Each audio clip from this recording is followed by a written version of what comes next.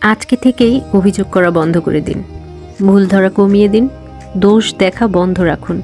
যার গোল্লায় যাওয়ার সে গোল্লায় যাক, যার এগিয়ে যাওয়ার সে এগিয়ে যাক। জীবনে সব কিছুর প্যারা আপনাকেই কেন নিতে হবে? সব বিষয়ে মাথা ঘামানো থেকে একেবারে সরে আসুন। কেউ মিথ্যা বললে শুনে এমনভাবে চুপ করে থাকুন যেন সত্যটা আপনি জানেনই না।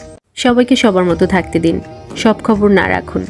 কারো সাথে মতের অমিল হলে ইউ আর রাইট বলে তাকে জিতিয়ে দিয়ে চলে আসুন।